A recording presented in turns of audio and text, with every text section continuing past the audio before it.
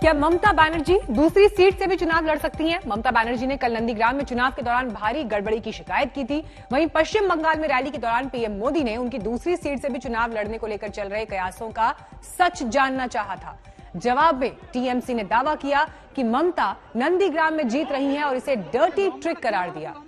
वहीं पार्टी की सांसद महुआ मोइत्रा ने पीएम मोदी को चैलेंज कर दिया।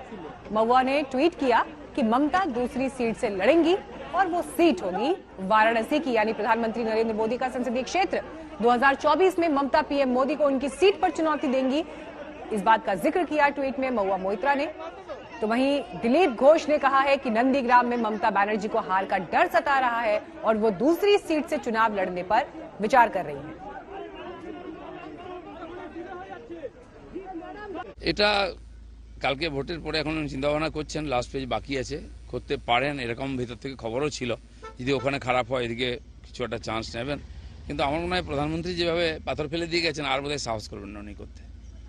কতটা আশাবাদী কালকে দ্বিতীয় দফার পর? হাফ সেঞ্চুরি করে ফেলেছি আমরা দুটো ফেজেতে। গতকালে বিক্ষিপ্ত ঘটনা নিয়ে কি বলবেন যেগুলি ঘটেছে?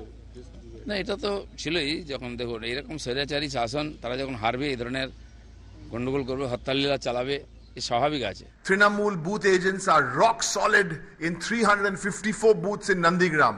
Rock solid. We've registered complaints though for 10 or 11 specific booths. All attempts by the CRPF to influence and intimidate voters at some places, none of this is working because the people have found a way to get to the booths and to express themselves, because the people of Nandigram are determined to have Mamata Banerjee as their MLA, who will become the CM for the third time. হার স্বীকার করে নেওয়াটা মুশকিল ওনাদের কাছে, কিন্তু উনি বুঝতে পেরেছেন যে ভবিষ্যৎ কোন দিকে যাচ্ছে। তো সেই জন্য কাল শেষ পর্যন্ত উনি বেরিয়ে গিয়ে নিজেই গন্ডগোল করার চেষ্টা করেছেন, সব করেছেন। 2 ঘন্টা বুথে বসেছিলেন, যেটা ওনাকে শোভা দেয় না মুখ্যমন্ত্রী হিসাবে এবং একজন ক্যান্ডিডেট হিসাবে, এটা নিয়মের বাইরে।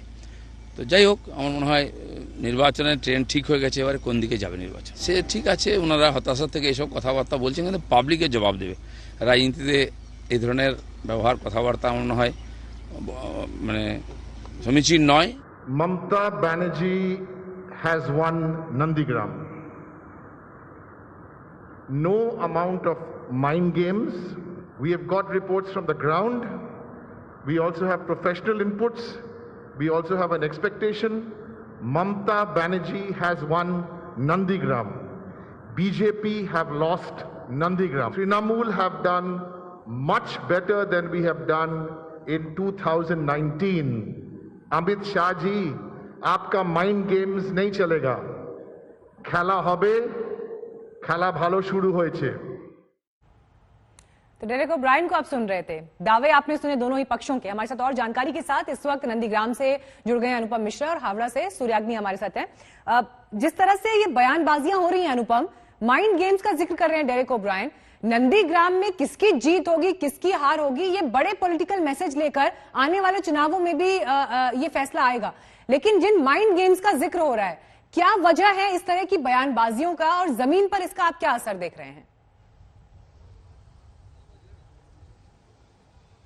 जी बिल्कुल मीनाक्षी, नंदीग्राम चुनाव खत्म होते ही बंगाल चुनाव का एक अध्याय समाप्त हो चुका है, लेकिन सुगबुगाहट तेज हो चुकी है। और जिस तरीके से माइंड गेम चल रहा है, वो पहले ही बता दूं आपको कि बंगाल चुनाव शुरू होने से पहले ही दोनों ही पार्टियों की ओर से माइंड गेम की शुरुआत हो गई थी। और इस चुनाव में जो हमने देखा है कि माइंड गेम बहुत प्रबलता से, बहुत प्रमुखता से उभर कर आया है, खास तौर पर बीजेपी और टीएमसी की ओर से। और बीजेपी ने इस दौरान काफी कुछ ऐसा किया है जहां पे प्रतीत होता है कि माइंड गेम का जो खेल है वो बहुत महत्वपूर्ण होता जा रहा है।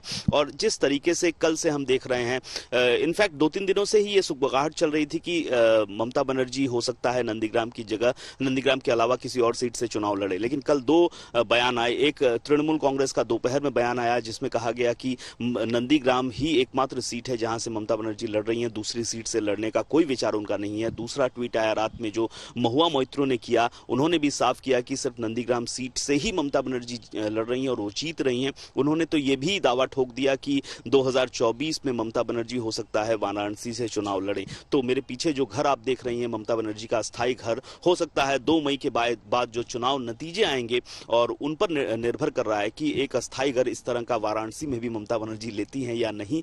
लेकिन फिलहाल माइंड गेम का दौर जारी है और अभी ये चलेगा। अभी सिर्फ 2 चरण हुए हैं, तीसरा चरण 6 तारीख को होने वाला है, जहां 31 उम्मीदवारों की किस्मत का फैसला होगा। उसके बाद काफी और चरण है, 8 चरणों का चुनाव है। 2 मई तक इस तरह का माइंड गेम चलता रहेगा।